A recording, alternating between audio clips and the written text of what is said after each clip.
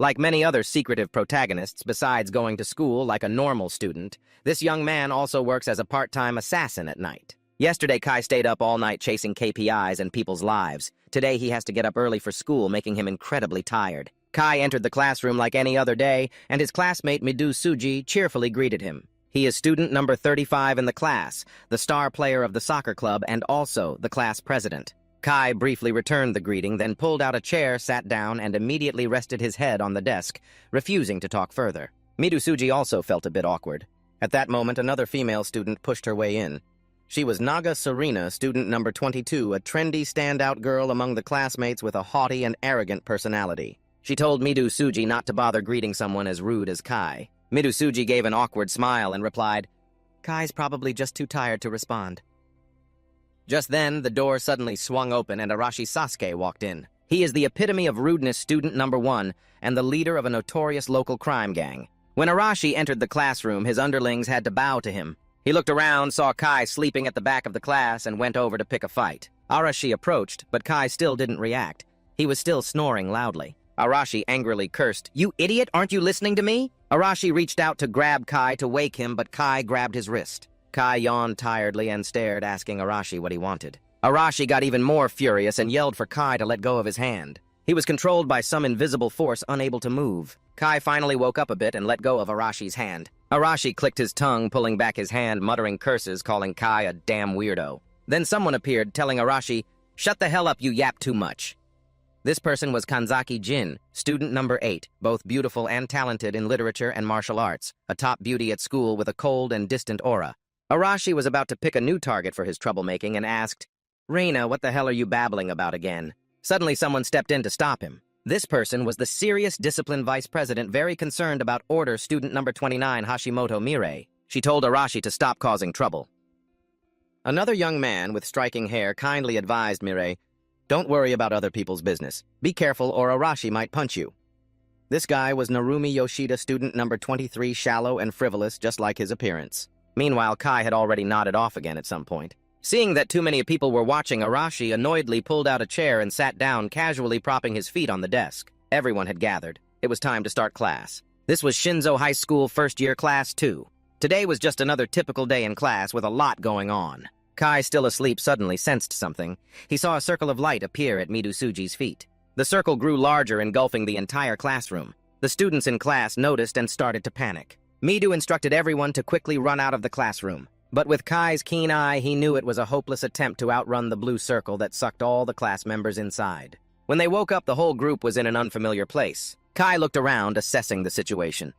They were in a stone building with many large pillars for cover, and there was only one exit.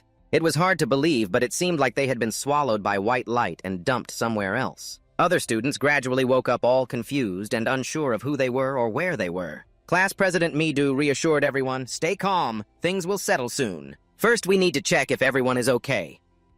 Kai silently praised her and called out, "Good job, Midu. You might help keep the class calm." Arashi didn't want to waste time either. He ordered 2 underlings to follow him and check out what was going on here. Kai spoke up to stop Arashi. There were footsteps behind the door. He could hear 2 people, one male and one female. The students began focusing their attention on the door behind them. The door opened. As expected, there were 2 people, an old man and an older woman. The woman warmly greeted the class members. After seeing the woman, the students were all amazed and whispered, "This woman is stunning like a cosplay of a medieval knight and princess." Meanwhile, the old man with the stature of a swordsman had been quietly observing the situation from behind. That old man isn't just cosplaying, he's actually strong. The white-haired Lady Kai also has some muscles, but she looks pretty normal. The white-haired Lady Kai spoke up to introduce herself. She is Leonora, the Archbishop of the Holy Kingdom of Digaret. The old man beside her is Gaius, her knight and bodyguard. Arashi angrily pointed at her and asked, "You want to start something?" He had never heard of the country that Lady Kai just mentioned. Leonora smiled calmly. She understood what the people here thought about this. Class President Midu stepped forward to ask what was going on here. Leonora explained the situation. She was the one who summoned the class members to this parallel world. They are humanity's hope to fight the Demon Lord as the world's hero candidates. The class members still didn't quite understand. Lady Kai spat out some nonsense. Gaius, standing beside her, gave Arashi a warning glare. "Watch your mouth and don't talk like that." Leonora is the saint of this country. Arashi didn't care about that. He was ready to fight back immediately. He told Gaius, "Shut up or I'll get mad." Gaius might be old, but he was still fierce. He was ready to draw his sword and fight. Leonora stopped Gaius from doing so. Gaius refused to listen. He had to teach Arashi what a real fight is. Arashi didn't respect age or kindness. He charged straight into the fight. Meanwhile, Kai silently observed. He had to admit Arashi was really brave. He didn't hesitate when facing someone wielding a sword right by his side. Arashi was confident because he had fought people with weapons before. As long as he dodged the first strike and got close fighting bare-handed was still an advantage. The scenario looked great in theory, but in practice it was a whole different story. Before Arashi could even touch a single hair of Gaius, Gaius slashed his sword across Arashi's head. A long cut appeared on Arashi's forehead with blood flowing. He froze and broke out in sweat. He didn't see anything. The sword moved on its own. Gaius cut a strand of Arashi's hair as a warning to the other students. "Next time, don't mess with the dog." The dog licked its lips. Leonora told Gaius to sheathe his sword, saying the warning was enough. She apologized on behalf of Gaius for his actions. They didn't intend to harm anyone. Leonora began explaining everything about this world and why the students are here. She silently opened her eyes and looked at the students with contempt, telling them to be quiet first. Leonora apologized to the class members for Gaius's aggressive behavior. She started explaining that because of the Demon Lord's invasion, humanity in this world might become extinct. As they said, their country, the Holy Kingdom of Digress, has been resisting continuously, but lacks the strength to stop the invasion entirely. The only thing left of humanity and their last hope are the students, the hero candidates. At this point, the students realized Leonora wanted their help to defeat the Demon Lord. Some students in the class seemed unwilling. They said they might be able to do it after reincarnation, but they've never fought before in this life. Besides, some female students cried non-stop, wanting to go back to their old world. Gaius threw cold water on that, saying they can't return unless they defeat the Demon Lord. The students were terrified and stunned. Kai, who was standing behind the pillar, silently assessed the situation, ignoring whether the information was true or not. Maybe Gaius said that to motivate them. Still, people who've always lived peaceful lives like these students won't suddenly start killing.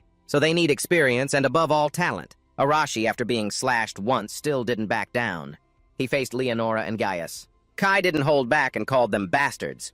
They called everyone here recklessly, and now expect them to be quiet and obedient. Arashi accepted it, calling them animals that walk on 4 legs. Gaius glanced at Arashi, assessing that his fighting spirit was still intact. He could become a useful warrior, but could also cause trouble. He drew his sword from his side, intending to send Arashi to the afterlife right then and there. However, Leonora was extremely gentle as she used her healing skills to treat the wounds on Arashi's face. She looked very remorseful for Gaius's actions. Arashi's facial wounds gradually healed, surprising all the other students. Leonora explained that the power she used was he. They used this power, granted by their god, Digrist, momentarily creating a new phenomenon in the world. Simply put, it's magic. A thought flashed through Guy's mind. Leonora knows their culture, so maybe this isn't the first time she has summoned people from another world. Leonora approached Midu and placed her hand on his forehead. Immediately, his hand glowed and a sword appeared in it. Leonora explained that hero candidates can harness the power of this he and awaken the innate abilities of the Divine Guardian. Leonora clenched her hands, trembling pitifully. She suddenly called everyone here, and now the students can't go back. She knew this was a selfish request. Leonora bowed and asked the students to lend her their strength. Midu, the one who had just received power, still hesitated. No matter how much power Leonora gave them, they still couldn't fight immediately. Leonora understood that and told the students they would definitely need training for a while, and during this time their country would take care of them. Midu accepted and turned to rally the class. He knew the students were all scared, but to survive here, they first needed information and protection. He was certain the Divine Guardian would be useful when they faced difficulties. He thought that now they should listen to Leonora and Gaius. Many students in the class agreed after hearing Midu say this. Leonora bowed in thanks to the students and smiled quietly. She handed out the Divine Guardians to each person in the class. Class Discipline Vice President Hashimoto Mire received a remote-controlled Divine Guardian. Arashi received the explosive Divine Guardian. Many other students in the class also received Divine Guardians. Leonora looked around and asked if anyone still hadn't received a Divine Guardian. At that moment, Kai slowly stepped forward and raised his hand, saying he hadn't received one. Leonora touched Kai and gave him a Divine Guardian. Kai felt a tingling sensation as his vision gradually changed. Leonora stood before him, and above her head appeared a stats board showing her personal attributes. Kai's eyes glowed red. Leonora recognized this as a rather rare evaluation-type Divine Guardian. This power allows the user to see information about their target. After the explanation, Kai began testing it on himself, and indeed, his own stats appeared. Kai started to understand that this divine guardian worked like a status screen in a game, but it was easier to understand. Suddenly, Kai spun and jumped to the side to dodge an attack from Arashi. Arashi, confident with his explosive divine guardian, dared to attack Kai. Arashi and the other students looked down on Kai, thinking the cheap divine guardian he got was useless, except for making his eyes glow red. Kai didn't care. He just wondered why these students were so overconfident and aggressive. They didn't have enough information to know what was useful and what wasn't. After all, the divine guardian is just borrowed power. No one knows when it might suddenly stop working. Kai wasn't worried. He had many other ways to kill. After Leonora distributed divine guardians to all the students, she told everyone to rest. Training would begin tomorrow. Later that evening, the hero candidates were taken to private rooms. Kai waited until late at night, then climbed out a window to sneak out. He wanted to gather some information before going to sleep. He sneaked behind 2 patrolling soldiers to eavesdrop. This was the 3rd time he encountered soldiers. From what he heard, they were strengthening defenses. Kai activated his divine guardian to observe the soldiers' skills, but it seemed their only skill was swordsmanship. He thought they might use he or something else to detect him, but apparently not everyone here could use divine power. After the 2 soldiers passed, he used extreme speed to slip away. He had grasped most of the geography of this castle. Now this fortress city was typically surrounded by walls. Kai walks up to the castle. He's quite curious about what's inside, but it's heavily guarded and built very solidly, so sneaking in is difficult. Kai thinks coming here today is enough. He'll come back another day to scout around. As he was about to leave, he ran into some classmates wandering on the grass field. The 3 girls had come out here with the purpose of practicing divine protection. Kai hid to the side, watching the 3 girls train. He was always curious about the divine protection of the Lord. He decided to stand and watch for a while to see how it went. Suddenly, Kai sensed something on the other side of the grass field making noise. The 3 girls also noticed a monster emerging. The 3 girls panicked and got scared out of their wits. Kai maintained a silent stance in the bushes. He had never seen a creature like that before. It looked like a lizard. He activated his assessment. This lizard belonged to the lizard species. Its stats were worlds apart compared to the 3 girls. The lizard took a breath and roared. The 3 girls ran for their lives. The lizard chased closely behind. Kai jumped onto a rock to get a better assessment. This lizard species was aggressive by nature and didn't hesitate to attack humans. It moved fast on 4 legs but only ran in straight lines. But it seemed to lack intelligence. Its skin looked tough, so Kai wasn't sure if a knife would be effective. Kai took a knife from his sleeve and tried throwing it at its skin. The lizard growled. It paused.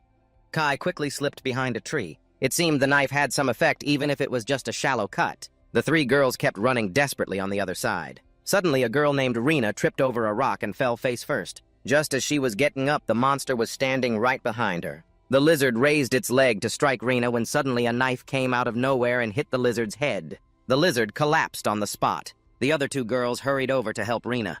They didn't dare stay any longer and hurriedly left. Kai breathed out behind the tree. Finally, they were gone. He had no reason to save them, but leaving them behind went against his conscience too much. Kai approached the lizard and pulled a knife out of its body. So there were monsters like this wandering all over this world. It seemed things here wouldn't be so easy after all. Suddenly, Kai felt something again. He jumped off the lizard's body and looked around. It seemed like someone was nearby. He should head back too. Kai instantly teleported back.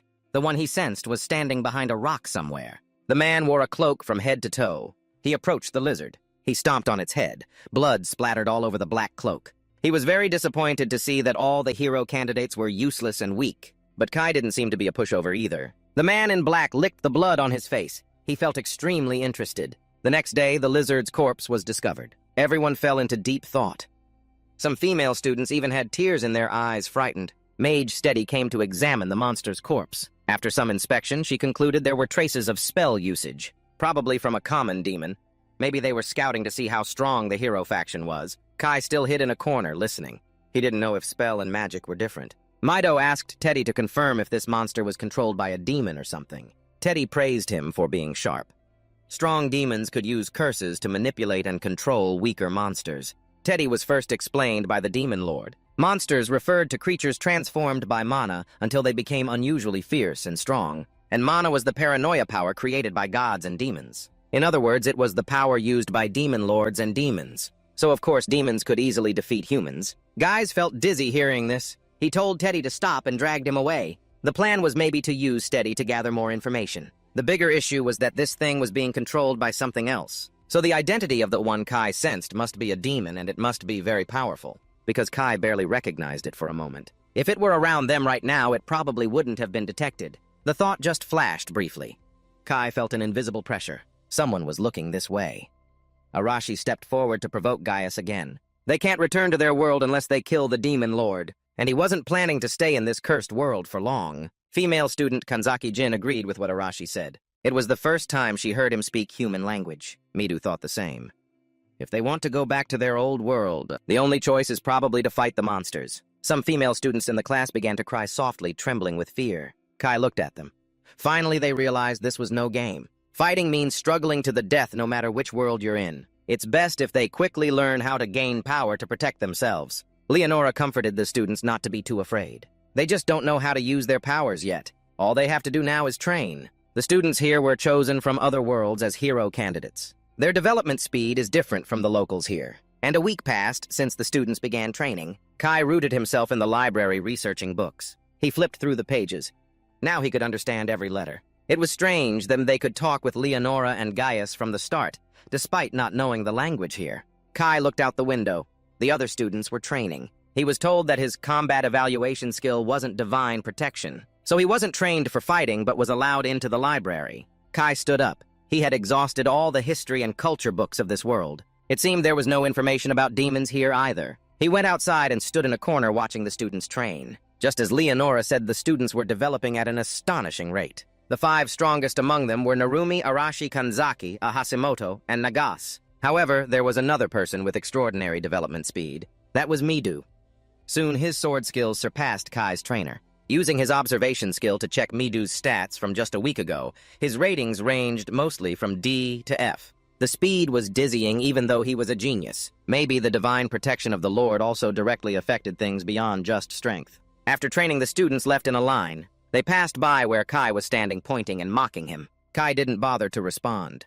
These people were still idiots as before. Others were also looking down on him. They grew more shameless after gaining power. A student in the class raised his hand to grab Kai's head, but by some force that student suddenly fell flat on the ground. Kai acted like he didn't know what happened and asked why he suddenly fell.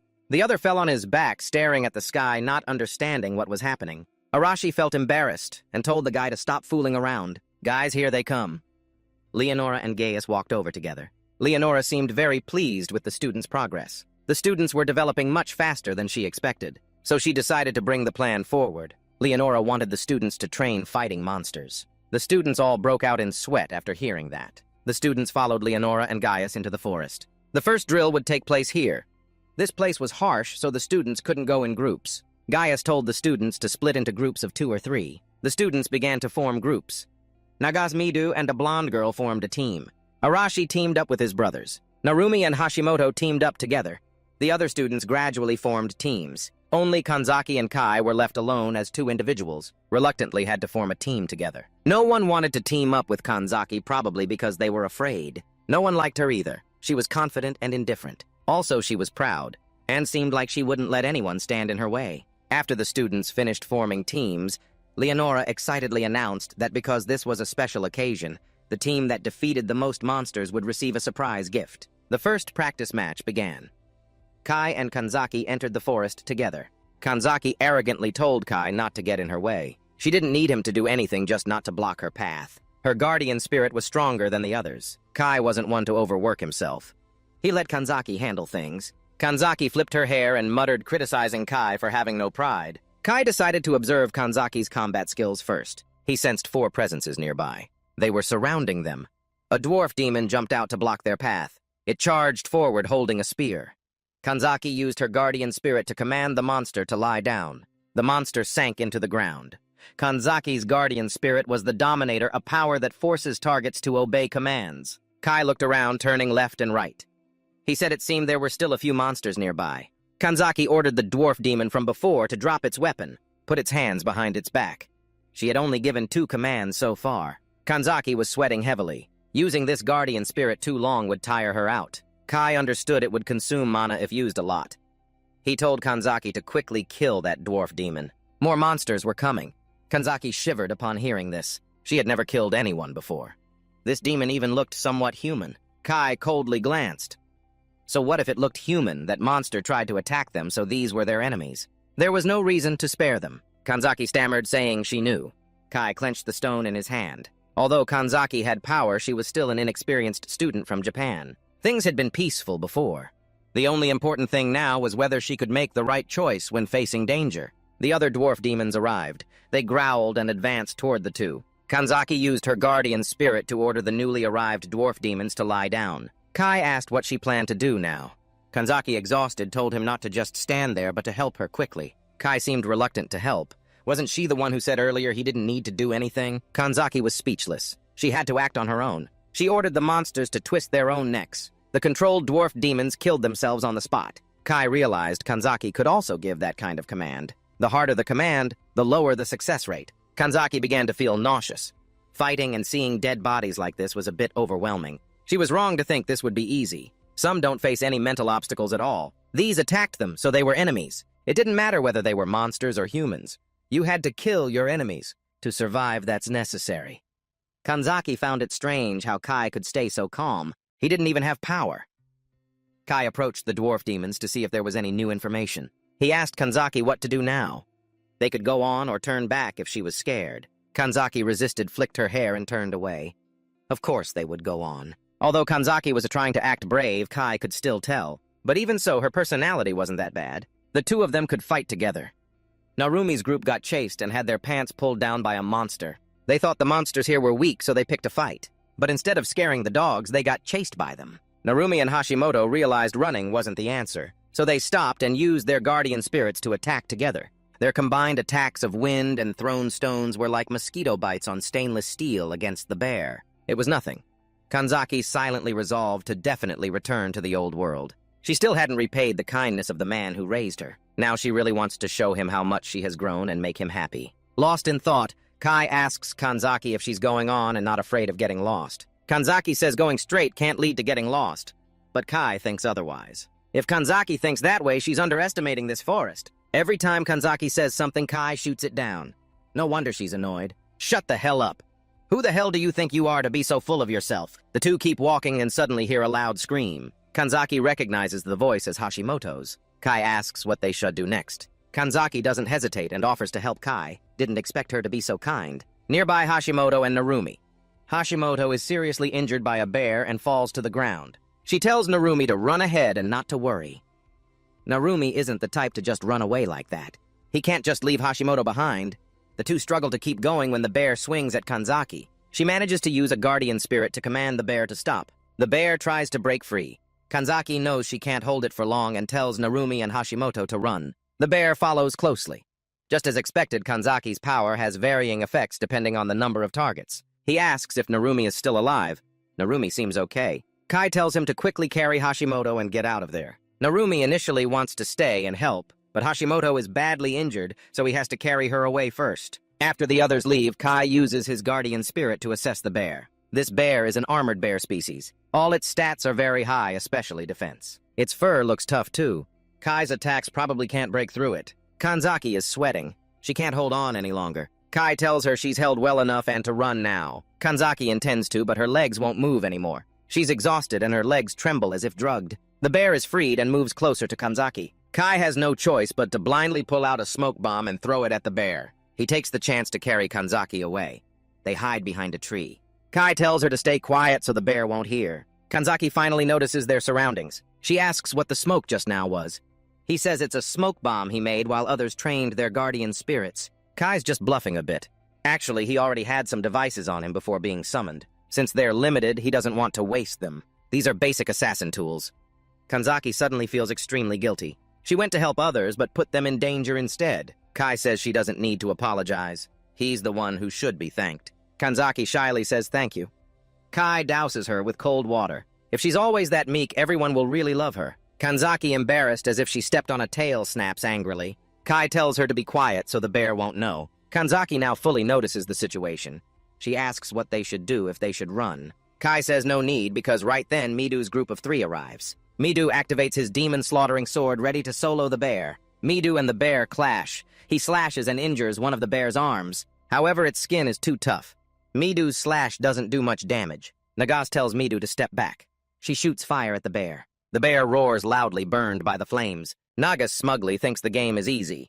But before she can gloat for 3 seconds, the bear quickly blows out the fire. It's unharmed and seems even more energetic than before. Nagas panics and shouts. Midu tells her to stay calm. The attack surely had some effect. Now the bear moves slower than before. He tells the other two to stay calm and take down the bear together. The 2 girls obey. The 3 coordinate to fight the bear. Nearby, a suspicious man wearing a black cloak watches everything. He is the former demon assassin Delphix, observing the whole situation. At this moment, the armored bear probably can't take down all the students yet. Their rapid progress and above all their calmness are extremely impressive. Delphix highly praises Midu. At such a young age, he's already skilled. Although this is just a reconnaissance mission, it's time for him to change plans. He will finish off Midu's group right here.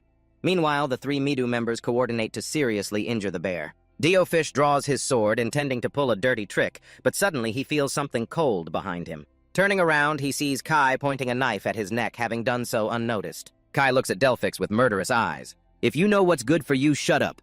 Didn't anyone tell you the biggest mistake an enemy makes is when he kills someone else? Delphix drops his weapon to the ground and raises both hands to surrender. He sweats profusely, not realizing when Kai snuck behind him. Delphix quietly calculates how to escape. But before the thought even crosses his mind, Kai slashes and breaks both of Delphix's legs. He falls face first onto the ground. Kai presses the knife across his neck, warning him not to scream loudly. Neither of them wants Midu's group to notice. Kai begins to interrogate him, telling Delphix if he answers honestly, he'll be released. But Delphix stubbornly refuses to cooperate. Kai continues negotiating. He is a figure from the shadows, from another world, an eerie presence. He wonders if the Delphix in front of him is the same one from yesterday. He isn't sure. Kai glares at Delphix, intimidating him. He knows they've been observing the student group for a long time. Although they've been hiding well, so he used Midu's group and waited for them to show themselves. Delphix is stunned. He never expected that everything from the start was part of Kai's plan. Kai knows he hasn't been in this world long, so his information is limited. Therefore, he asks Delphix to tell everything he knows about the demons. Delphix sneers stubbornly and refuses to speak. Without hesitation, Kai slashes and severs both of his hands. Delphix painfully spits out saliva, feeling choked and bitter. He refuses to accept being led around by a kid like this. Gritting his teeth, blood immediately flows from all the wounds on his face. Delphix has poisoned himself to commit suicide. Kai sighs. Even in this situation, he still carried poison. They really think ahead. The Devil Lord's army is even more complicated than you think. Suddenly there's a noise on the other side. Someone is coming. It's Kanzaki. She trembles as she looks at Delphix's corpse lying on the ground. Kai asks her when she started observing. Kanzaki awkwardly says she began watching after Delphix fell. Kai explains that Delphix is an assassin for the Devil Lord's army. That bear monster was already this man's pawn from early on. And when Nagas and the others were attacked by monsters, it was also because of him. Clearly, the Devil Lord's army is trying to kill the hero candidates. Kanzaki realizes this and asks Kai how he could detect the assassin. No one else noticed. Kai thinks there's no reason to keep hiding it anymore. He decides to reveal his identity to Kanzaki. His whole family are assassins, so he can sense who the assassin is. Kanzaki is startled. She can't believe it. Kai simply explains, telling her to believe it or not, but the corpse on the ground is real. Kai reminds Kanzaki not to tell anyone what she just saw. The class is already unstable because of Hashimoto's condition, so they can't cause more chaos. Kanzaki nods in agreement. She didn't think Kai was unusually kind. Looking at him, she didn't think he cared about his classmates. Kai turns away. The students in the class are not like him. They've never fought before. Kanzaki's intelligence might be useful in the future. The two return to regroup with the class. Hashimoto is being treated by student number 34, Honosori, using the recovery spirit. The recovery spirit works, and soon Hashimoto's wounds gradually disappear. Narumi is also very worried about his friend. He breathes a sigh of relief, hearing Hashimoto will recover in half an hour. Narumi turns to praise Midu again, saying he's really amazing. That bear was so strong, yet he still took it down. Midu modestly denies taking all the credit, saying it was thanks to the help of others. Kai was still cosplaying as the invisible man standing in another corner. This time Kanzaki kept staring at him for no reason. Just then Leonora and Gaius also arrived. They had been observing the students fighting monsters all along. Narumi questioned them why they didn't help. Gaius coldly replied, always saving them makes training ineffective. Pushing fate to the brink of death is a fundamental part of real drills. Gaius looked at a group of students and declared from now on, that's how they must fight. Don't complain pointlessly. Midu questioned him why such a strong monster appeared here. Didn't he say there were only weak monsters here? Leonora interrupted to explain maybe the armored demon assassin bear isn't supposed to live in this area. Perhaps that guy is on a reconnaissance mission to test the combat strength of the hero candidates. If so, there's a chance he's hiding somewhere right now. They need to strengthen defenses. Leonora said from now on the training difficulty will increase. At this current level, the students would be worn out before even fighting. The students started to fear their fighting spirit waning. Midu again spoke up, representing the people. He wouldn't accept such nonsense. The students were already shaken after the first battle. There's no way to increase difficulty further. Leonora smiled, staring at Midu, declaring he'd surely die if he didn't comply. She said Midu was left speechless. Arashi boldly stepped forward to question. First, Leonora dragged them here, now she's ordering them around. What kind of attitude is this? Just after speaking, Arashi immediately faced a counter. Gaius blocked in front of him, glaring fiercely. All the students here are Leonora's pawns. Never think you can argue back. The students were stunned, but Arashi was furious. If not for Midu stopping him, he would have lunged to bite Gaius's head off. Arashi asked Midu how he could stay so calm. Midu advised him to think carefully. If they don't obey now, this country will become their enemy. They have no chance of winning. Gaius praised Midu, impressed, calmly grasping the situation quickly. He turned away, saying the students are just pawns. The important thing is they won't do harm if the students behave. Arashi got even angrier after hearing the warning. This country will become their enemy. Bring it on, I'll take on the whole country. Arashi activated his Divine Guardian and punched Gaius. He didn't have time to defend and took the full hit. Arashi thought he had succeeded and felt proud. Unexpectedly, Gaius wasn't harmed a bit. He swung a punch straight to Arashi's face, sending him flying and rolling on the ground. Gaius coldly looked down with contempt. At this level of strength, he's no match. Leonora and Gaius left, announcing training difficulty would increase tomorrow. The juniors helped Arashi up. He was bleeding heavily from nose and mouth. Arashi was furious, muttering as he asked a lot about Gaius's parents. How could he accept this the day after the military drill the students gathered again? Today's class was led by monster researcher Steady. She asked if anyone injured yesterday was okay. Hashimoto raised his hand, saying he was fine thanks to Ono's healing magic. He was still alive. Steady was pleased and praised it was wonderful to have someone with healing Divine Guardian. Steady began explaining today's training. She led the students into her research facility. Today, the students would fight the monsters here. The door opened and the students lined up, entering inside. There were many different monsters, all locked in cages. From low-level social outcasts like Goblin to large ones like Oxer, all kinds were here. They were all monsters raised for Steady's research projects. Her research institute was a perfect place for training sessions. Steady was also very satisfied with her institute. She feels happy because she can collect combat data from the monsters. And so the combat drill begins. Kai, as usual, stands far away observing. Everyone in the class is surprisingly calm. Even though they were suddenly forced to fight, he guesses that yesterday's experience had a big impact on the students. Still, maybe they are a little scared. On the other side, Naga's was just knocked down by the giant brain monster. Midu quickly shouted to Steady to stop the monster. This one is too strong for Naga's. Steady remains calm as ever. Leonora says she needs to be even stricter with the students.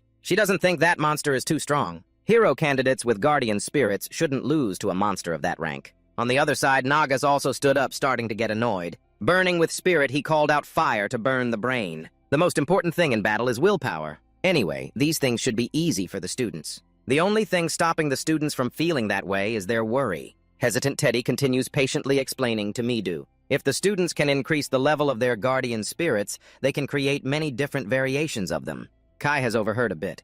He approaches Midu and tells him, according to Kai's guess, Midu has a new guardian spirit. The stats appearing before Kai's eyes show that he has an additional new guardian spirit. A level 1. Kamikaze monster attack guardian spirit. Midu asks Teddy's opinion to try it out immediately. He steps into the arena to try activating the monster-slaying sword along with the kamikaze monster attack. The monster gasps in fear when it sees the glowing sword in Midu's hand. Scared, Midu decisively grabs the sword and stabs straight at the monster. The monster raises its hand to shield itself in fear, and one of its arms flies off. Midu slashes again, cutting off the monster's head. The other students in the class start getting fired up, cheering and applauding. Kai remains silent like an outsider. He judges that with Midu's current condition, he won't have trouble getting past Iron Bear's defense. He wonders if his guess is right and if he should create a new guardian spirit for himself. Kai looks around. He recognizes that someone has a new guardian spirit, even Arashi, although it's hard to tell. But he doesn't want to go tell that guy. Kai concludes that they can expand the power of their guardian spirits. He guesses he can't just rely on his old techniques in this world. He has to get better, too. At night, Arashi and his friends hold a strategy meeting. Arashi's plan is to first take out Gaius, then tie up Leonora, and make her tell them how to return to the old world. Arashi's 2 underlings are excited. That means they will be able to leave this monster world and won't have to worry about being summoned here again if they take care of Leonora, too. Arashi persuades Narumi to cooperate. Narumi hesitates a bit, unsure if they can win. Narumi grits his teeth. Although he knows it's the way back to the old world, killing is still wrong. He thinks about the time Hashimoto almost died at the hands of the Iron Bear. Narumi resolves to cooperate with Arashi. The next day, the students continue training. Kai approaches Midu and asks why he's training so hard. Midu replies that he's still too weak, so he has to do his best to become stronger. Kai thinks Midu could already defeat half the knights in this country. But Midu feels it's still not enough. He still can't defeat Gaius and isn't strong enough to protect everyone no matter what happens. Kai asks Midu what he thinks about Leonora and Gaius. He answers that he knows they want to use the students as pawns in their war, but he doesn't think those two are lying when they say they won't do anything if the students obey. Kai asks if Midu will really bet his life and fight until the Demon Lord is defeated. Midu decides he will, but he will be the only one fighting. He will become the hero of this country and defeat the Demon Lord. That's why he tries to compromise and make sure everyone else will live safely. I think Midu's script is good, but you're not sure if Leonora agrees. Midu is full of confidence that he will wield this sword and make her agree. After the students finish training, Leonora and Gaius go to study. They rush over happily like a tail-wagging dog. Nagas asks Leonora and Gaius where the two of them have been when they weren't here. Leonora calmly replies that they will have to be away for a few days, which is why she asked Steady to look after the students during this time. After announcing this, Leonora and Gaius leave. Steady smirks with a sly grin. The two get into the carriage. Gaius asks Leonora if this decision is the right one. Leonora feigns ignorance. Gaius gets straight to the point. He knows Arashi is plotting something. Leonora calmly drinks her tea. She knows a rebellion is brewing against them. She's curious about what the students might be planning, but doesn't bother to take them seriously. Still, Gaius is a bit worried. He knows the students are showing their strengths, but they are still hero candidates. Though unlikely if they try to rise up in rebellion, it could become a big problem. Leonora isn't worried at all. She's extremely confident the students can't defeat her and plans to use this opportunity to establish a hierarchy system. Then they will crush this rebellion and break the students' fangs once and for all. Despite some suspicious things for now, they'll just let it be. At night, Kai sneaks out again to play. He hunts monster after monster, taking about 13 seconds to kill each lizard-type monster. Kai activates his ability to self-evaluate his own stats. He thought he leveled up after killing that demon assassin Devilfish, but he still doesn't know how to effectively use this Guardian evaluation ability. The spinning dodge to avoid the punch from the ogre aimed at him. He jumps to the side and throws 3 knives at the monster, but all 3 knives fail to pierce its skin. He jumps again to dodge the attack. Kai thinks this is the perfect time to try his new skill. He activates the Guardian's weak point detection. He identifies the ogre's weak spot at the back of its neck. Kai doesn't hesitate to jump up and throw a knife at that spot. The knife pierces through blood splatters and the ogre falls dead. Now Kai's Guardian has leveled up once more. It allows him to see the weakest part on a giant monster's body, in other words, weak point recognition. This isn't a bad skill, but for him it's still not enough. He needs more to survive in this world. He needs to be stronger. Kai continues practicing his weak point detection skill. He throws several knives at once and takes down a group of goblins. Their weak points are the brain and heart. So this skill isn't really effective against normal monsters. He needs a bigger test subject. Kai thinks maybe he should find another monster. Suddenly he hears footsteps nearby. Someone is coming. He turns around and sees it's Kanzaki. He asks her what she's doing out here at night. Kanzaki says she came looking for him because she didn't find him in the dorm. She guessed he might be here, so she came to find him. Kai sighs and reminds Kanzaki that this forest is very dangerous at night. She should go back. He's used to the dark, but Kanzaki is different. Fighting monsters in the dark isn't like during the day. Kanzaki tells Kai to shut up and asks what he's doing here. Kai replies he's testing a new Guardian. Steady said they might get new Guardians if theirs level up. Kanzaki ponders and asks what Kai's new ability is. He turns away without answering.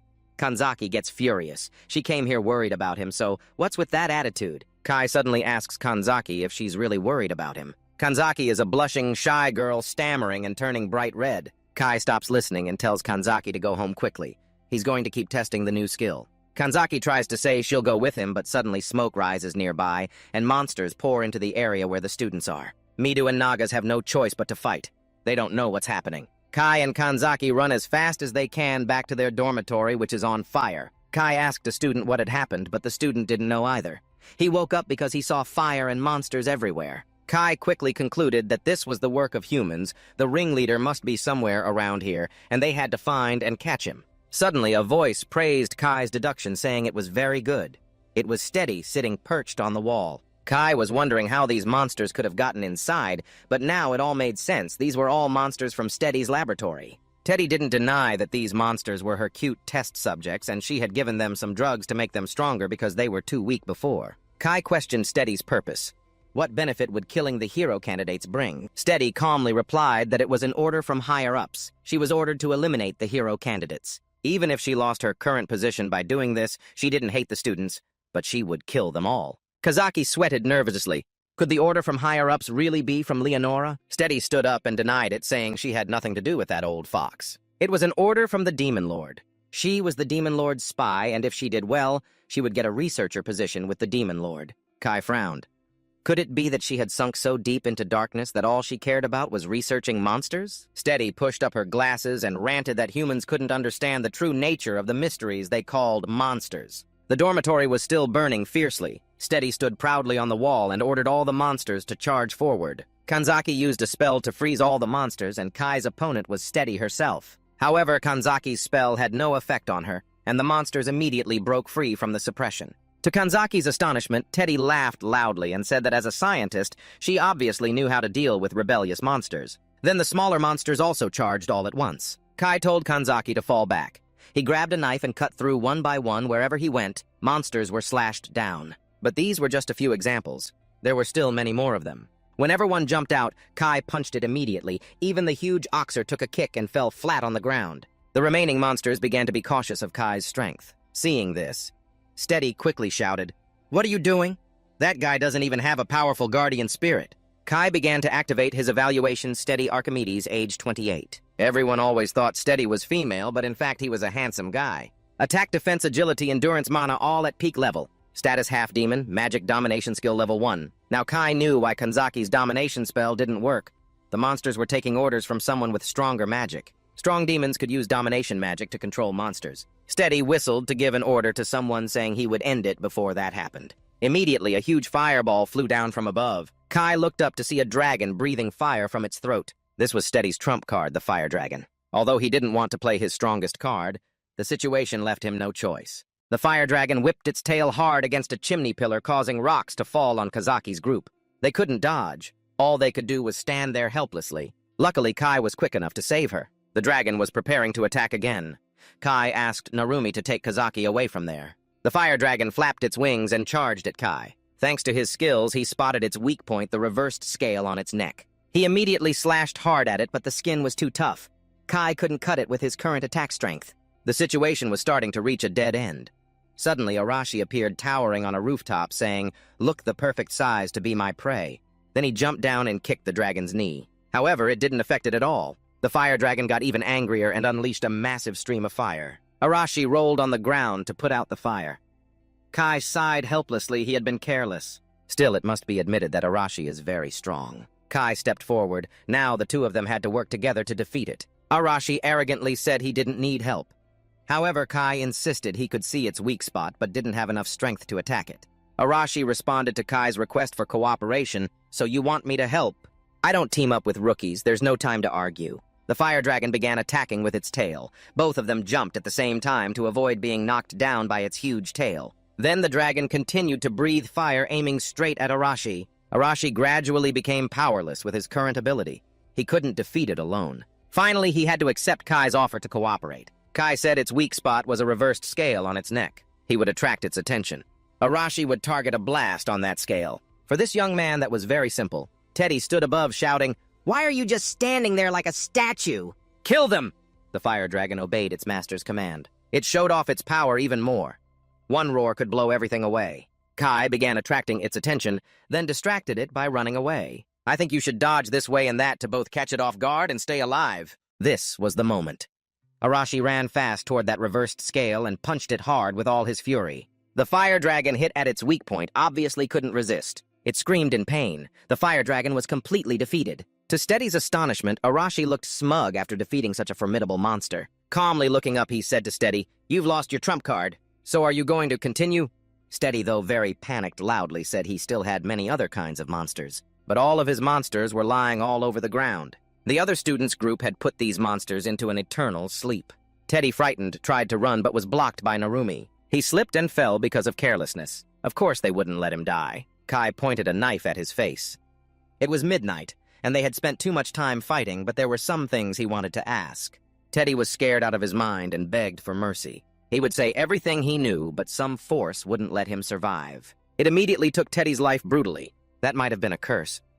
Kai had read about something like this in the library. It seems they cursed him so that if he tried to reveal information, the curse would take his life. Kai was silent, thinking the Demon Lord's army would continue to be a threat to everyone. One day after Steady's incident, Leonora, upon hearing the news, looked saddened. She hadn't expected such a thing to happen while she was away. Narumi spoke up. "I was the one who assigned Steady the task. Aren't you going to apologize?" Slowly, the woman smiled. "That's true. I apologize for the misunderstanding. Let me correct myself. I didn't think a weak, monsterized relative could cause so much damage." "That's what I mean." Everyone was very surprised by those words. She meant both knew Teddy was a demon spy, but still let him run wild. Leonora laughed mockingly, as if nothing had happened. "I told you training from now on would get tougher, and what happened was just part of it. A student very angry because everyone almost died. He set fire to everything while everyone was asleep. However, Gaia immediately interrupted. "Don't be childish. It's your fault for not being alert at night."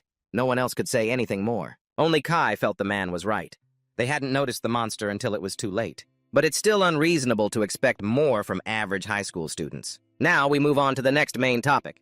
The students here will get to visit the royal capital. The focus is on revealing the hero candidates. A public parade will be held in the royal capital. The students will be on stage as the lead performers. Night has fallen. Gaius orders the soldiers to return and rest until sunrise. Everyone sits around the campfire talking. Arashi thinks the number of soldiers accompanying them will be about 30, and judging by their appearance, they don't seem special. The subordinate thinks his big brother could take them all down with a single punch, but he has a different thought. A good opportunity has come. Usually there are many soldiers around, but now there are only 30 left. Their numbers already outnumber the current soldiers. And those soldiers seem to be underestimating Arashi's group. They would never imagine these students could be rebels. Arashi declares today is the perfect chance to take action. Then he calls Narumi's group together. Kai, who is eavesdropping, nods in agreement. There are very few soldiers around now, and they're not professionals either. But that's because Leonora and Gaius are confident they can control all the students here. He needs more time to find out why they're so confident. Kai goes to find Midu and suggests they talk. After confirming that all the ungarrisoned soldiers have returned to camp to sleep, Arashi's and Narumi's groups begin to act. But they are unexpectedly stopped by Midu's group. "I heard you're trying to kill Leonora and Gaius." When asked who said that, Midu just insists he overheard it while passing by Nagas, thinking it's crazy. No matter how annoying those two are, you shouldn't take their lives. Arashi retorts, "You're the crazy ones. We have to treat her like a loyal dog." Until Midu understands how these friends feel. But if we do that, things will go too far. There must be a better way to handle it. Arashi thinks those words are just talk. Midu's plan is to become Leonora's pawn and defeat the Demon Lord. In return, he'll make her guarantee everyone's safety. Arashi doubts you really think I'll listen to you. Midu firmly insists, "I believe when I'm stronger, I'll have the power to negotiate." However, the gruff young man still thinks that's impossible. Moreover, he doesn't need a weakling like that protecting him. Negotiations fail. Arashi doesn't want to listen to weaklings and just wants to return to his own world. Midu declares, "If you really want to do that, we'll stop you." So the two sides clash. Arashi's speed is truly too fast. Midu is pushed back. Arashi is always confident in his strength. He can't believe his opponent could block that attack. At that moment, two soldiers pass by on patrol. Midu quickly explains they're just discussing something. The two soldiers don't suspect anything and only tell them to go to bed early so they can get up early tomorrow. So Arashi's plan falls apart. He grits his teeth in frustration. "Damn it! I've had enough of these weaklings. Talking to them is useless." The next day at Dagaris Cathedral in the royal capital, the students currently present here. This place is lively and bustling, though crowded, still not as crowded as Tokyo. The locals are curious about the large carriage accompanied by a group of young escorts behind it. Gaius shouts loudly, "Make way, clear the path for Archbishop Leonora and the hero candidates quickly." The curious crowd stands aside on both sides. From their understanding, the hero candidates are those chosen by God. The people warmly welcome the heroes, cheering as if meeting celebrities. Midu also waves back. Only Arashi's group looks sullen and annoyed, like they have a stomachache. Kai guesses these people place a lot of trust in the hero candidates, even believing these heroes will save them. This gives Kanzuki a slightly uncomfortable feeling. The blonde, curly-haired man is Saint Knight Janus. He is the representative giving the welcome speech to the hero candidates who have arrived at the royal capital. "Take a little rest and regain your strength after the long journey, everyone." Everyone was able to lie on a soft bed after a long time lying on the ground. The female students also bathed in hot springs, feeling relaxed and refreshed as if they had come back to life. The other students ate as if they had been starving for a long time. The maids couldn't bring the food fast enough. Meanwhile, Midu was still actively training while Kai observed his surroundings to learn more about this place. However, there were too many guards here moving around the castle freely, like that would be very dangerous. Suddenly he saw the knight who had led everyone on the tour standing and talking to two soldiers. One soldier asked, "Where are the hero candidates, Janice?" "They're probably resting in their rooms." The soldier continued to ask, "Is it true those kids were chosen by the creator god?" "If you say these students are much stronger than ordinary teens, then yes, that's true," the other soldier said. "I'm worried about the Demon Lord's minions. Having hero candidates in the royal capital will surely provoke them into action." The other soldier agreed. "There have been many disturbances lately. I think we should be more cautious." Rennis replied cheerfully, "No need to worry, the hero candidates will protect the royal capital right. It's training time now, let's go." Now Kai had even more questions running through his mind. He thought he should visit the town. That night at a pub in town, a fully covered boss came in and asked the bartender to make him the best beer and snack. Nearby, a fat red-haired guy and a blonde guy were sitting and chatting about the hero candidates. The redhead thought those hero candidates were no different from spoiled kids, but the blonde guy firmly believed in the god's choice. Kai realized that in this country the church held great power.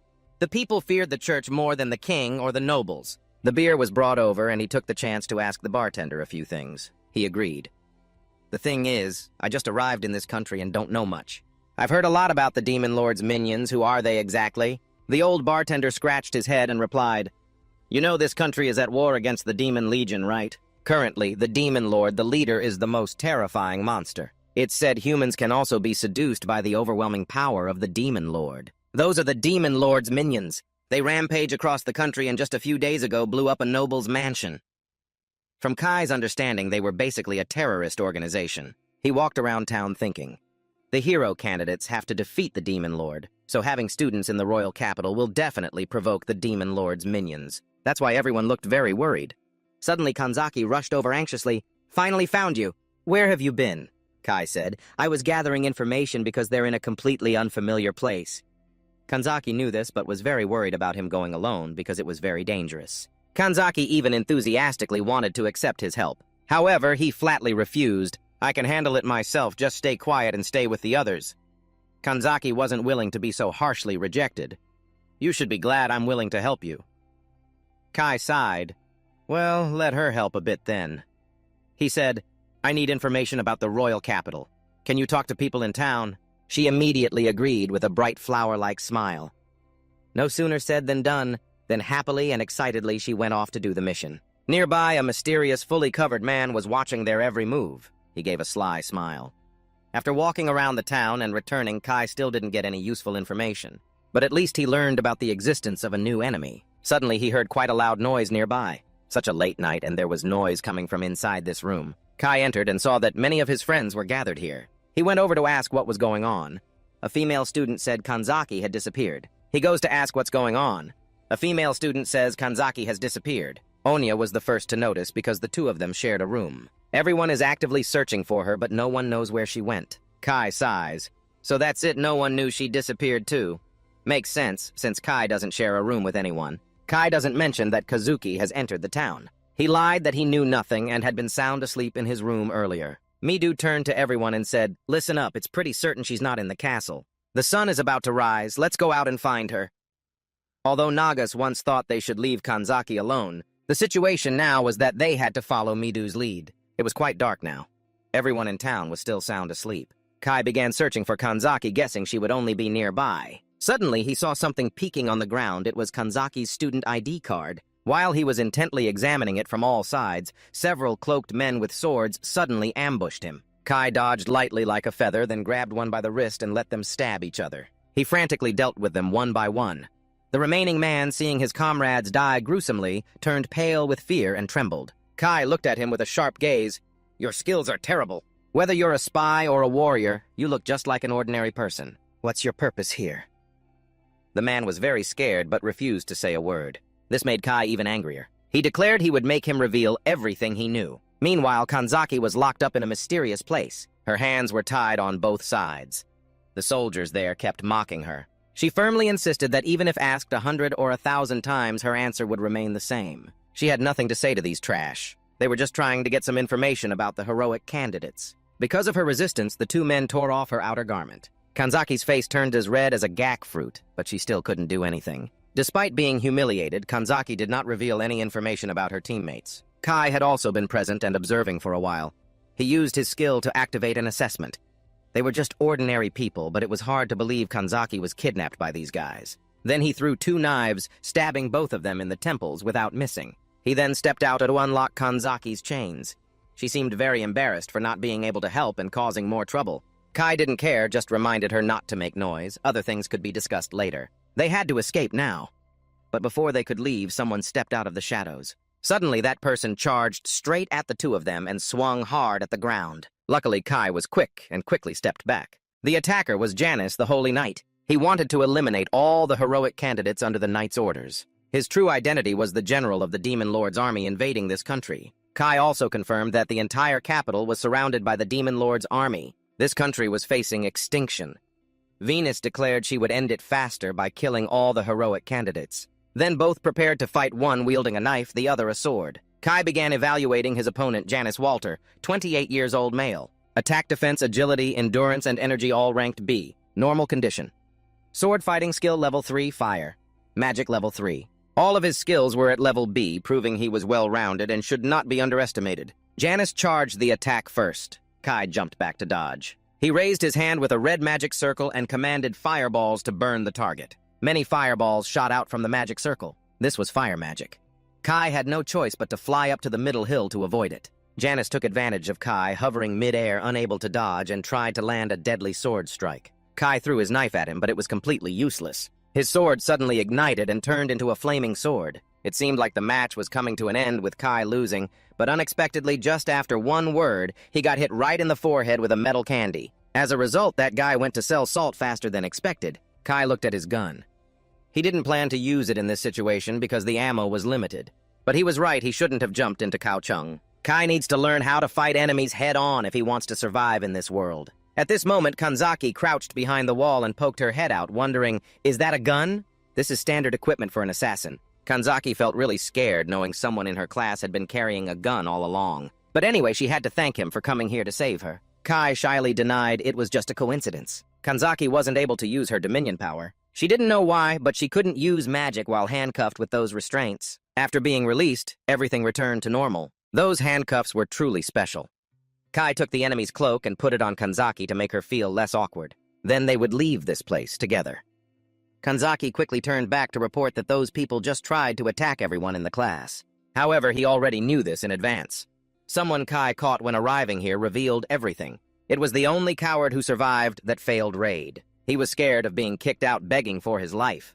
Whether he lived or died depended on his mouth. He hurriedly knelt down, saying he was just following orders from his superiors. They said the hero candidates are enemies of the Demon Lord and that those candidates must be dealt with as soon as possible. Kai questioned him about Kanzaki, but he quickly confirmed that the girl was still alive. They decided to keep her as a hostage to attack other hero candidates. That's why he had information about Kanzaki's place of imprisonment. Surprisingly, that guy wasn't killed by the deadly curse like Steady. That's why Kai didn't think this was the work of demons. Kanzaki was very sad because there were still fanatics like that now. She had once thought that people in this world were her allies. Kai sighed, reminding this trusting girl not to be fooled by people like that. It's because of being careless that she got handcuffed like that. Kanzaki insisted it wasn't just her. Anyone would trust them because they answered all the questions. When she tried to find out more, Kai thought it was because of another reason. Their enemies weren't only demons, but could also be humans. Kanzaki grumbled and turned away. I regret it so much, okay? It's my fault for being careless. At this time, Midu also hurried over, thanking God you're okay. I'm so glad you're safe. Did Kai find you? Kai didn't mention that. He just wanted the two of them to talk right now. Seeing Kai's serious attitude, Midu realized something had happened. Kai began to tell everything about the demon cult. It's a group of fanatics who worship the Demon Lord and want to oppose humanity. And the hero candidates here are their targets. Midu pondered, what's wrong with humans? The problem is we can't tell who our enemies are, unlike monsters. That's why everyone needs to be on high alert. Midu suggested reporting this to Leonora. Hopefully she will strengthen the defenses. Kanzaki thought it wasn't feasible. If they told her to do that, she would probably just tell everyone to handle it themselves. First, Everyone needs to be gathered to decide the next course of action. Right now, everyone is scattered, searching everywhere. Suddenly, an explosion came from behind the building. Many members of that cult were surrounding them from their side, armed and ready to devour the three of them alive. Now there's no doubt exactly what they wanted was to take the lives of the hero candidates. The three were ready to fight. Other groups of students were also being surrounded. According to the assessment, they are all humans. There are a total of 6 of them. Although their stats are lower than Janice's, fighting them is still a challenge because they are warriors. After the leader shouted a simultaneous attack, they all charged in together. Kazaki used domination magic to freeze them all in place. Then Kai would throw knives straight into the middle of their foreheads. Midu was worried because they were humans, not demons, and shouldn't be killed like that. But for Kai, he makes no distinction between demon or human because they're all enemies. Even though they were humans, while they were still arguing, one of them attacked from behind. Midu immediately turned around and used his sword to block. He still couldn't bring himself to kill, even trying to persuade with words. But the other guy didn't care about his own kind. He said they did everything for their master. Kazaki intended to step in to help, but was stopped by Kai. Kai wanted Midu himself to do it to save himself. Immediately, Midu decisively broke the other's sword in half. This was probably his final mercy. If you surrender, I'll spare your life. Drop your sword! However, the other guy still screamed wildly. How dare you mock me, you damn hero candidate! Then he crazily charged up and lightly slashed Midu's arm. Afterwards, he laughed gleefully as if he had just achieved a great feat. At that moment, Midu could no longer show mercy. One clean slash cut across his body. The man trembled on the ground in a pool of blood, but still refused to surrender. Kai said, "Finish him off." But Midu wanted to leave him there to fend for himself. However, Kai insisted it was necessary to be sure the threat was eliminated. Midu couldn't understand how his friend could calmly say such things, since the man in front of them was human after all. "Midu, that's your choice. While we're standing here arguing, the whole class is under attack. Aren't you going to help everyone? You're the strongest in our class." Midu had nothing more to say. Kai continued, "Tell me what's more important, the life of an enemy or the lives of your classmates?" At this point, Midu had chosen what was more important to him. He decisively finished off that man and said he would go save everyone over here. The Arashi group students had also finished dealing with the ambush. Arashi was choking and lifting the last man high, then punched him, flying back to meet his grandparents. He acted ruthlessly true to his nature. Meanwhile, the other students were still struggling in battle. Fireballs burned fiercely, but their numbers were still overwhelming. Nagas wanted everyone to be strong and defeat them one by one. But the other students hesitated to strike because these people were all humans. Taking advantage of this, the cult members continuously attacked the girls. Nagas felt helpless watching this. At that moment, Leonora appeared and said, "Should I let you all pass the test or not?" Leonora's appearance made those men panic. "You bastard, you're the saintess, right? And you know the hero candidates are under my command. So, naturally, I'll come to their aid when they're in danger. Isn't that right?" The man still shouted back, "You don't even have knights guarding you, and you're going to rescue them. Do you think we're a joke?" To Leonora, these guys were just pawns, seduced by the demon lord's power. She didn't even consider the people here true enemies from the start. This insult provoked them. They all charged at once, but were immediately immobilized by a golden light. This magic was similar to Kanzaki's. Leonora said not to compare her power to that. Her dominion magic was superior in every way. Nagas wanted to know why she saved everyone. "Didn't I say I would let you all pass the test? Still, I'm happier if you handle this on your own. Consider protecting your subordinates the duty of the superiors." A dying man, trembling, crawled over to grab Leonora's skirt. "Don't abandon us. What do you plan to do with us?" "Oh, I'm sorry you're still alive, then everyone kill them all."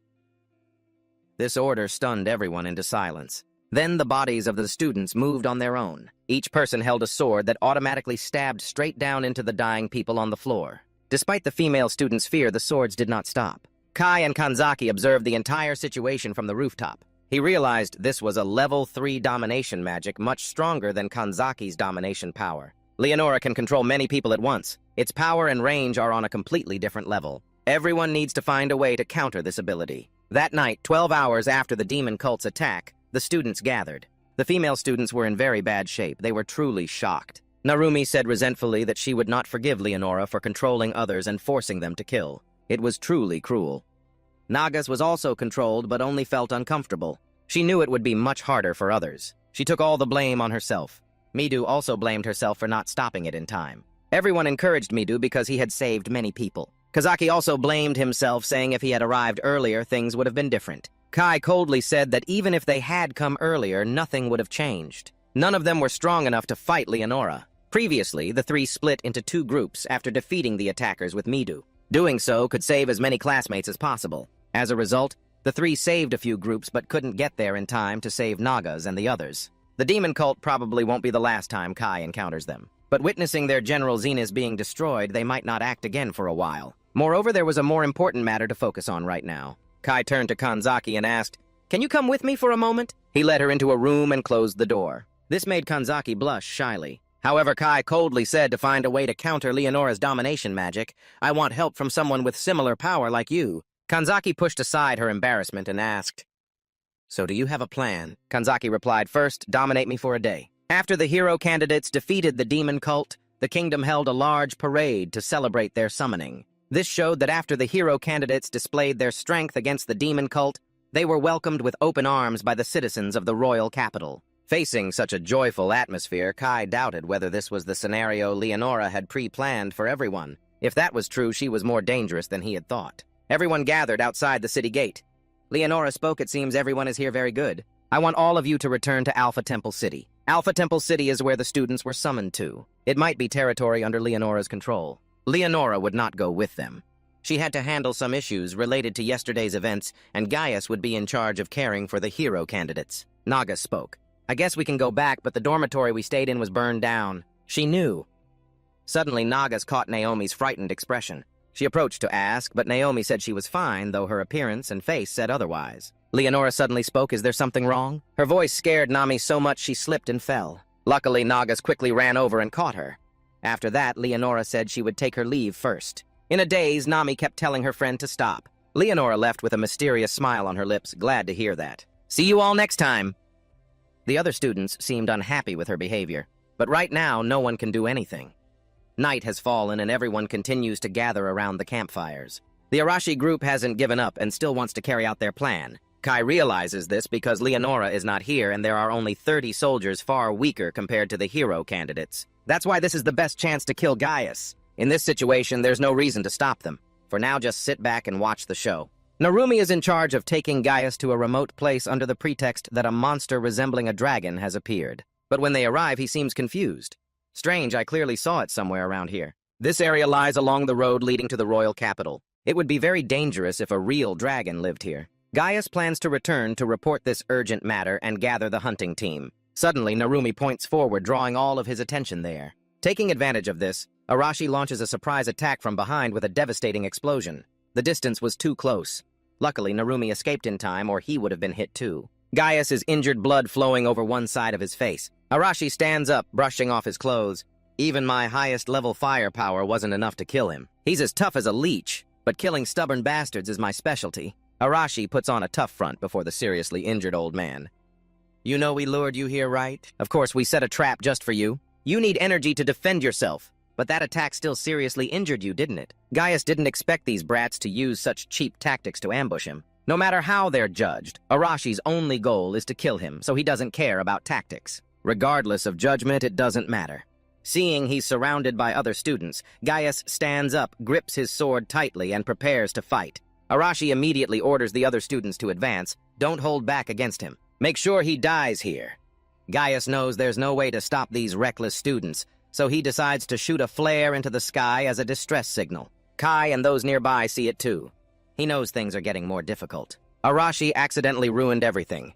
Nearby soldiers realize that this is a call for help. They start looking around and notice Gaius hasn't appeared for a while, raising suspicion. Could he be under attack? Everyone quickly whispers to check the light source, but Kai appears and takes down one soldier with a knife. He knows they have no real grudge, and he doesn't hate them. But if you're a side character and a soldier, you're doomed. Other soldiers see this and rush to attack, but end up meeting the same grim fate. One by one, they fall. The survivors turn pale. Why would a hero candidate do this? Kai approaches and presses the knife to a man's neck. Do you think you have time to ask questions? Without another word, a knife slashes through. Blood sprays like rain. Meanwhile, Gaius is still surrounded by the group of students. Two young men rush forward simultaneously, but he blocks them. Narumi uses a wind spear, and another student immediately passes power to his teammate. Gaius suddenly scatters, but the remaining soldiers fly out to dodge the spear. Another student attacks, but his speed is too slow compared to Gaius. Gaius tries to punch back with his sword, but it's useless. The steel bodyguard has made his body as hard as concrete. Those three bodyguards cracked and broke his sword. Next comes Arashi's fire punch. Gaius is blasted backward, losing an arm, blood pouring like a river. Yet he's still not dead. This old man is really tough. Narumi realizes that the light earlier was a distress signal, and he's trying to buy time for the soldiers to arrive. But suddenly Gaius spoke up. "No, it's no longer necessary." Leonora appeared suddenly from behind, trapping him against the wall, right? On Gaius's side, everyone was quite surprised to see Kanzaki using her power to make the soldiers tie themselves up. She said she was just following orders. Everyone was twice as surprised. Usually she would ignore what others said, but now she was following someone's orders. Kai appeared. "Sorry, Midu. She's just following my orders." Kanzaki had captured 7 of them, although a few escaped, but Kai had already dealt with those. Mido realized his friend was killing people again. Kai calmly replied, "Yes, I killed them. I didn't let a single soldier live except those here." Mido wanted to know why he had to do that. "Because I'm sure Arashi and his group are busy fighting Gaius, so I thought I'd handle all these small fry." That's why no one had seen Arashi and his group. Nagas just realized this was the rebellion plan they had discussed earlier. Midu was very surprised. He had thought Kai was his teammate, but now he was cooperating with Arashi. However, Kai only does what he wants, and more importantly, what needs to be done now is to find Arashi's group, not bicker here. Mido immediately ordered everyone to quickly stop Arashi and his group from causing more chaos. On Gaius' side, he admitted this was a truly embarrassing scene. He couldn't resist his age anymore. So Leonora had returned, and everyone began to worry about what to do next. For someone like Arashi, there would be no other choice.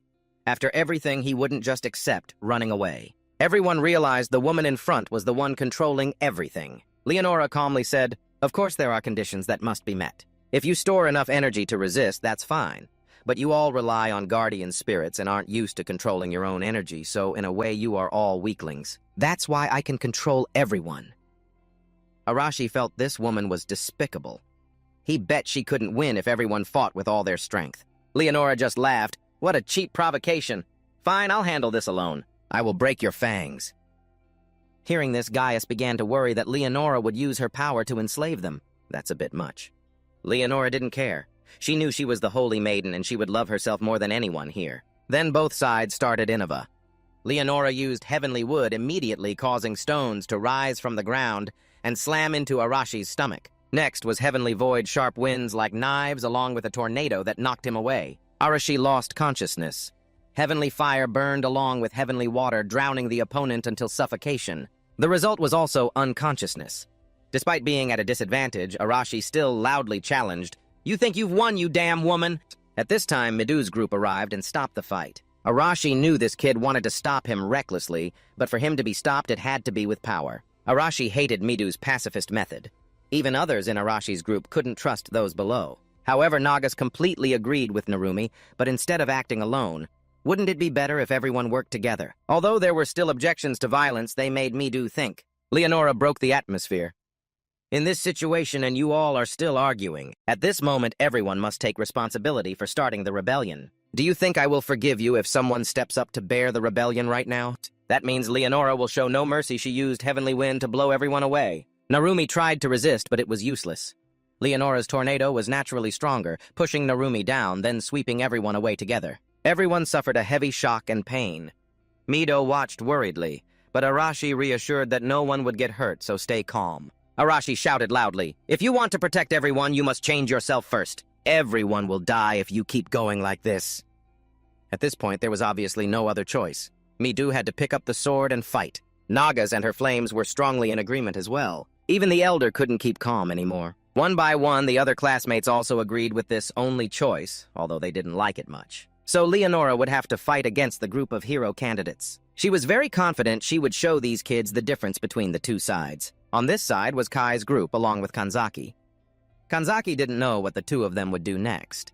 Kai was terrifyingly calm. Once Leonora used magic to enslave them, that's when he would act. So until then, the only thing to do was to trust them.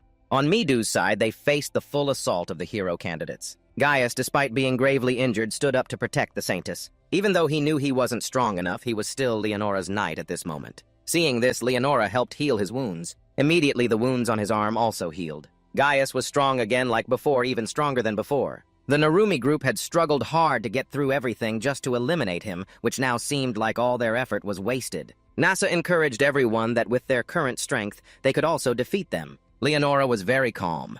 She was even looking forward to this battle. You all have the freedom to relax anytime you want. For me, this battle is also a test for all of you. But of course, if you can't defeat me, you cannot become heroes. With that, Midu charged forward. The other classmates stood behind to protect him. Midu's sword surprised old Gaius as the kid could easily pierce through his sword. Leonora changed the shape of the stones, making them sharp like knives, and pierced through the target. Those sharp stones flew straight toward Midu. Nagas used molten flames to destroy those stones. Leonora despised everything they could do. Is that all? Despite trying to dodge and slash, those sharp stones still grazed past and left small wounds on Midu's body. Mireille was very angry seeing her hurt their leader. She immediately activated long-distance teleportation. Narumi also activated wind control, /wind. These two powers combined, but they couldn't even touch Leonora before being completely nullified. She said she was protected and loved by God, so those divine night skills had no effect on her. Kai hid behind a rock watching him and began activating the skill to evaluate Leonora. Dagaris, female. Attack A. Defense D. Agility D. Endurance E. Energy S. Level 5 summoning skill. All attribute skills level 4. Level 3 secondary skill.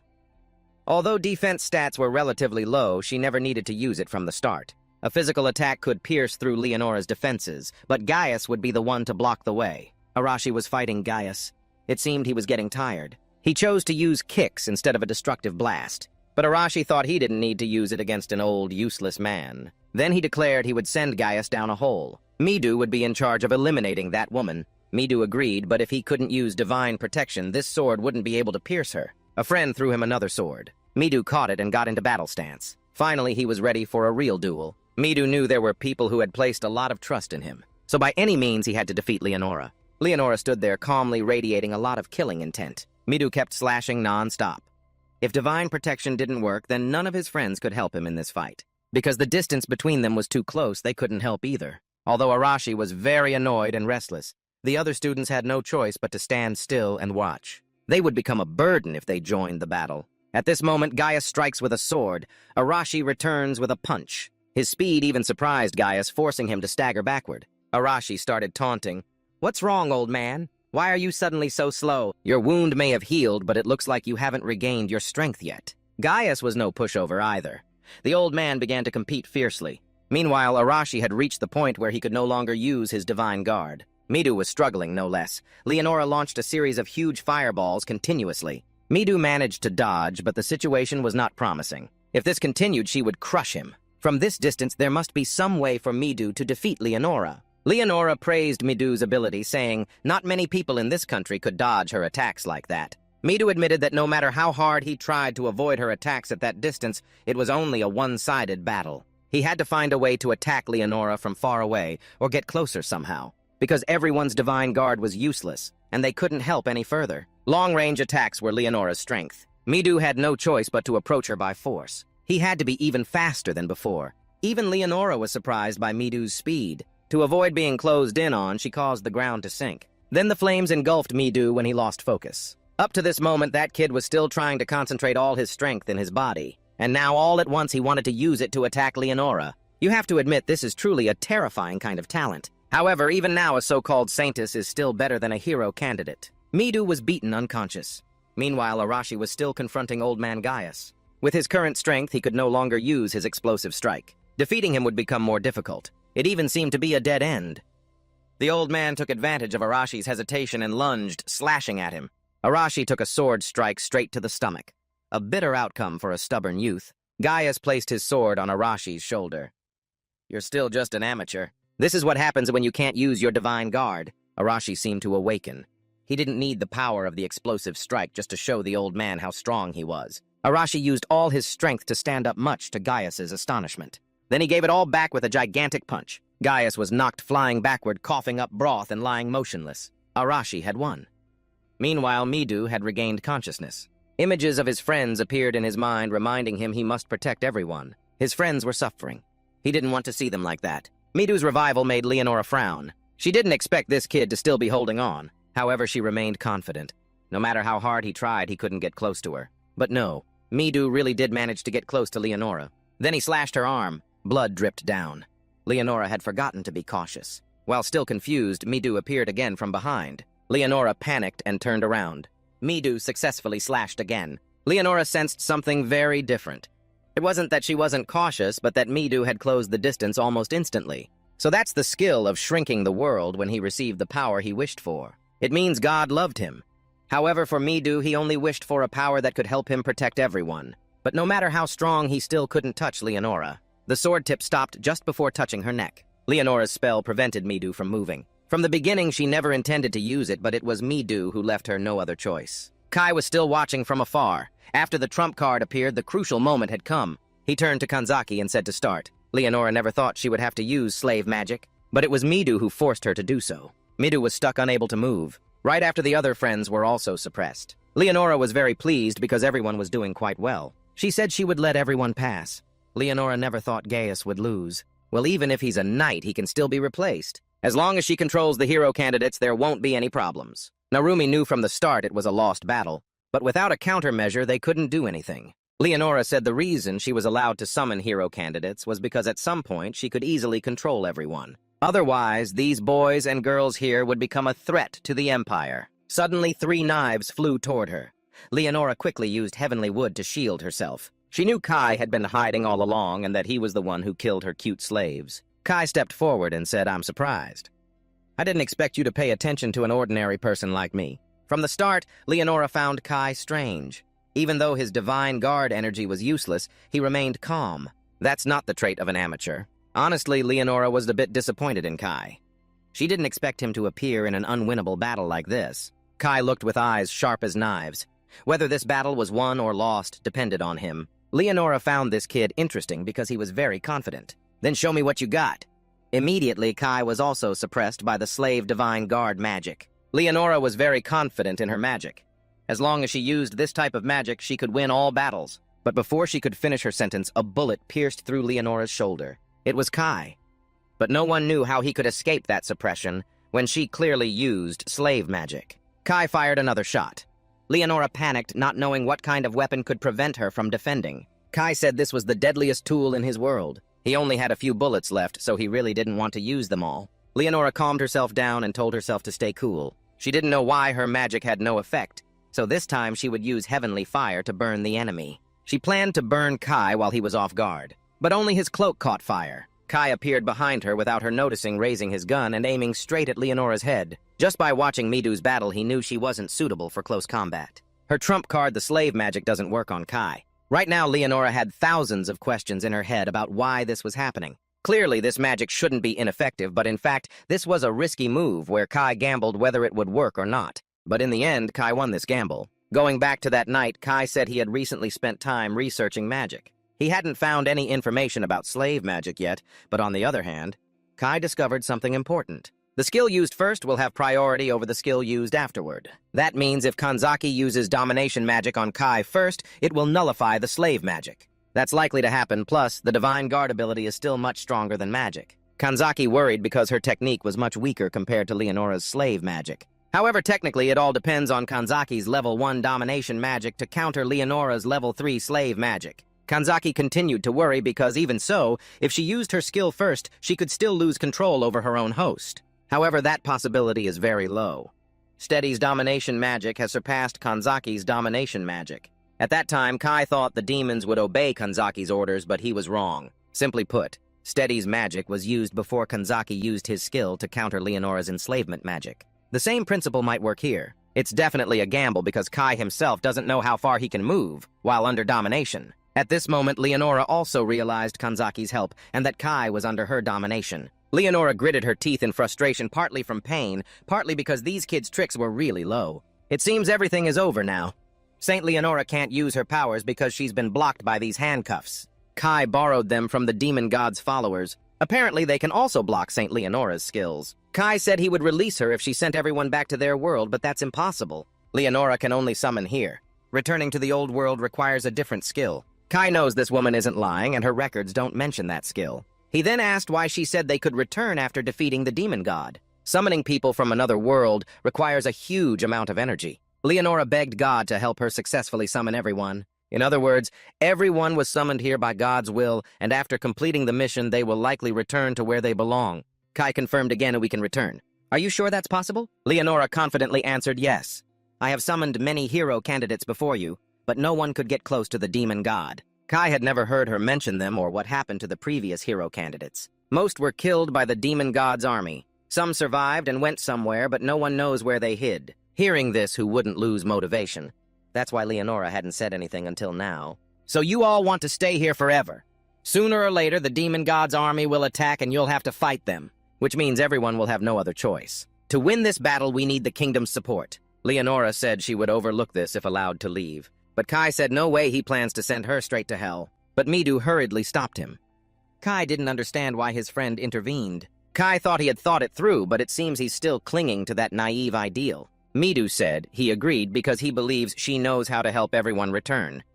It's impossible now, but he still wants to keep the hero candidate title. However, they were the ones who started a rebellion, and there's no denying that. Leonora quickly spoke up. Midu is right, I admit I was a bit excessive. Let's pretend nothing happened. That sounds reasonable, but this woman is dangerous. It won't be easy to catch her a second time. Leonora just needs to deal with Kanzaki first to become unbeatable, so she will likely do that once released. Midu still fears that if they kill this woman, everyone will be accused of killing the saint. Just make her promise to treat everyone well and release her. Mireille agrees with Midu's opinion. Not everyone is a fighter, and if they become criminals, they can't defeat the demon god. Negus also agrees. Wouldn't it be better to find a way to make her keep her promise? However, Narumi agrees with Kai that no one can trust this woman. Everything has gone this far already. It's best to eliminate her as soon as possible. Midu actually thought the same, but there will be no way back if they kill her here. Kai understands Midu's worry. The safety of the whole class is important to him. Kai is confident he can survive but can't make a careless decision. And after all the opinions some opposed, some agreed. After all that, Kai still decided to give Leonora a copper coin right in the middle of her forehead, much to everyone's shock. Then he used a smoke bomb to escape.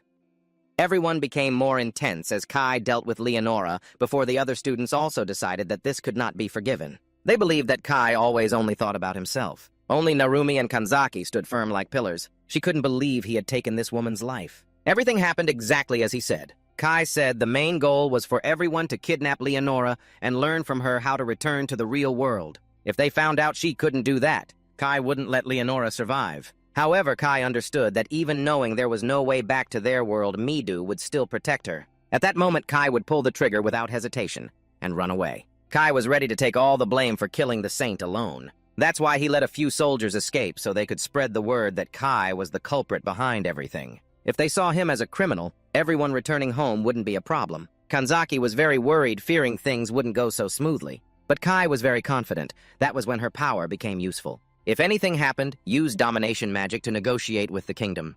He could handle the rest himself. So everything went according to plan, and Kai escaped. At this time in the giant castle, a mysterious horned figure sat on the throne. He heard news about the hero candidates, wanderers from other worlds blessed by God. His subordinates had tried many times to eliminate these candidates, but always failed. The horned man said not to worry. What they could do on enemy territory was still limited.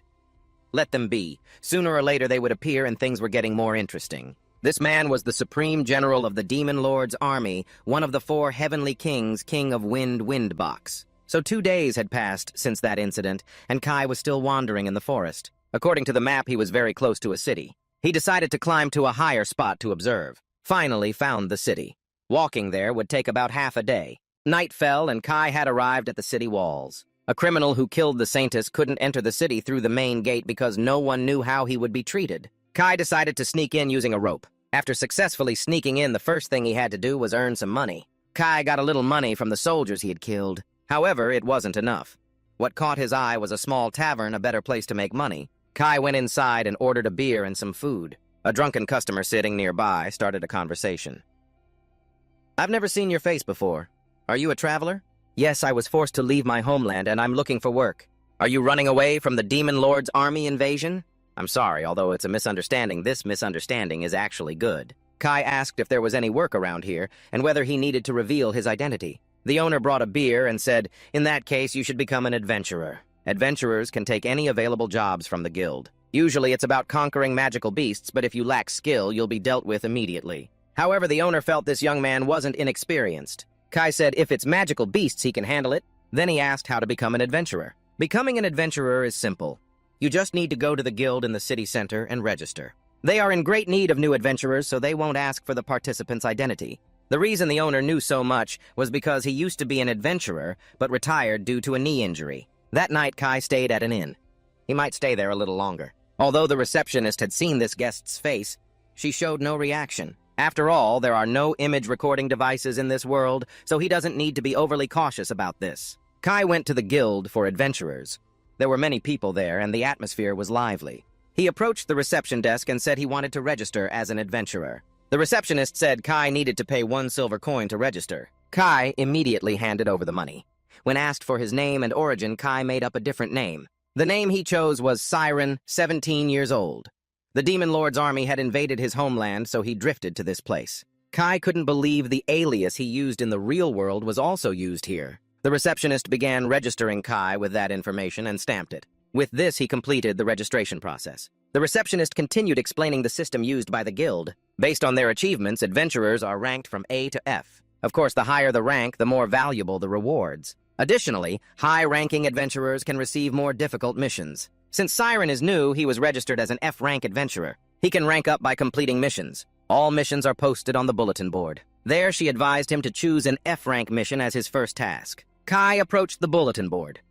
The F-rank mission was to collect various herbs and eliminate goblin monsters. He had never seen such monsters before, so Kai decided to choose this mission. At that moment, a dark-skinned, one-eyed guy and his gang approached to cause trouble. "I've never seen your face before, kid.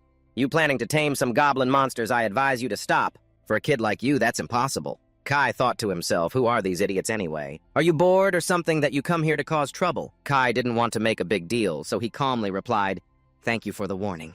Could you please leave me alone?" The gang was pissed off at being looked down on by a kid. It seemed bullying newcomers had become their pastime. The blonde guy tried to teach Kai a lesson, but Kai was fast enough to block his dirty hand. The blonde panicked and called for backup from his friends. The result was obvious: the whole gang lay unconscious on the ground. Meanwhile, Kai calmly walked away with the mission paper. Turns out this was the ability of a mid-level adventurer. Compared to the hero candidates, they were surprisingly weak. Now the task was to quickly complete this mission. According to the mission info, the goblin monsters were hiding around the forest area. Kai suddenly noticed fresh footprints on the ground. Kai started to follow the footprints. It seemed they belonged to an animal. He suddenly realized something was here and it wasn't alone. They were hiding very well. Could they be goblin monsters? At that moment, a wolf standing on 2 legs holding a sword suddenly appeared from behind. Kai quickly dodged the sword in its hand. It might have stolen it from a human. Another wolf holding a wooden club attacked stealthily. Kai grabbed a handful of sand and threw it straight into its eyes. He kicked the sword out of the wolf's hand. Then he used the sword to stab it in the chest. Finally, he threw a dagger, cleaning up the 2 monsters. After finishing, Kai activated his ability. He assessed them as goblin monsters level 22 male. Attack D agility. C strength, C magic, F stealth skill level 1. These monsters weren't harmful at all. Kai thought he could hunt more and earn some money. As a result, he brought a large number of goblin ears as proof that he had defeated them. The receptionist was shocked by the large quantity. She didn't believe a newcomer could act alone like that. For Kai, defeating them was easy, but finding them took too much time. Although he had enough combat skills to fight them, his exploration skills were still limited. It seems being an adventurer is quite complicated. People around started gossiping. Is he really that easily hunting goblins? Could he be a C-rank adventurer from another place? I heard he's still a newbie. Because there are so many, the receptionist, it took some time to prepare his reward. So Kai ended up with a heavy bag of money in hand. He couldn't believe how much money he could make just by killing weak ghost beasts. From now on, the important thing is to cover living expenses. Kai will stay in this city for a while and earn money as an adventurer. If he builds good relationships within the guild, gathering information will be easier. While lost in thought, a tall, dark-skinned young man blocked Kai's path. Observing him, Kai could sense this guy was stronger than others in the guild. The man with a broad face introduced himself as Lai, a B-rank adventurer. He arrogantly said, "How about I tell you I'm the one in charge of managing the guild branch in this city?" It turned out Kai had caused trouble for his subordinates today. Clearly they started it, but those weaklings boasted about being beaten up by an unknown newbie ghost. Without hesitation, Lai declared he would teach Kai a lesson. He charged, throwing punches from all sides. None of them hit, and he gradually lost control, jumping and kicking. But in the end, Kai tripped him, and he fell flat. His speed was quite fast, but not very precise. His big movements exposed many openings, and he got taught a lesson by the young kid. Lai grew more frenzied, but was subdued within minutes. It seemed he wasn't used to fighting humans. After all, an adventurer's main task is to conquer ghost beasts. Lai didn't understand why Kai would mess with his subordinates despite his overwhelming power. Kai said it was all a misunderstanding. Sit down, have some cake, drink some tea, and listen to my explanation. Eventually, the two sat down, sharing beer and chicken while talking it out. After hearing everything, Lai bumped heads with his subordinates for misleading him. He admitted fault for not doubting those 3 leopards. Then he made them apologize to Kai. The 3 leopards quickly bowed their heads and apologized. Since the misunderstanding was resolved, Kai wouldn't press charges. Besides that, Kai had a few questions. Though Lai looked fierce, he was a reasonable guy. Sorry for my loss. If you have any questions, I'm happy to answer them. Kai continued. You know I'm a traveler. The reason I registered as an adventurer is to earn some money for easier travel. But I have another reason. Lai didn't believe a young man with such formidable power could have difficulties. Though not knowing what it was, he still wanted to help. Kai said he was searching for a way to travel to another world. Immediately, everyone's mouths dropped in shock and astonishment. How could that be possible? But the hero candidates also come from other worlds. Indeed, Kai was talking about how the hero candidates travel to the real world. Lai thought, if that's the case, they must use magic, but they don't know much about magic. Kai knew it wouldn't be easy to get this information. He hoped someone might have a clue. Lai scratched his head. Only one person knows about it, the sage Elbana, a goblin who helped this country with his valuable advice. It seemed Kai had heard that name somewhere before. A goblin sage. That's what he had read in a book. There are rumors that goblins live deep in the forest. Only a few goblins survive, and their stories are considered legends. They rarely leave their forest and venture into the outside world. Among those who left and stepped into the outside world was one called the Sage. He has lived over 100 years. Moreover, he is very wise and knowledgeable. They say he is a famous mage who truly understands various spells. Goblins are known to maintain close relationships with spirits to receive magical assistance. Although there is no way for people to return to the old world, it is entirely possible if there is a spell. However, whether the sage is still alive or not, no one knows. They have never heard any rumors about him. Moreover, it seems no one has ever seen him. Lai coughs harshly. Even he doesn't know these things. Then he turns around. Sorry for not being able to give you any useful information. But for you, that information is very helpful. That was enough for him. Kai finished his beer and went back to the inn to rest. Before Kai left, Lai wanted to ask what he would do after learning how to travel to another world. Kai just turned back, smiled, and said, I'll leave that to your imagination. Today, Kai continued to come to claim rewards for new missions. A week had passed, and during that time he had also saved some money. Lai and his gang also grew closer to him. They enthusiastically invited him out drinking, but Kai declined. He had gathered some important information about the sage. His name was Elbana Karet. About 10 years ago, he was an advisor for this country, but has now retired and lives near the western border. That is where this country is fighting against the Demon Lord's army. Kai no longer had a reason to stay in this city, so he decided to go meet the person called the Sage and see how it goes.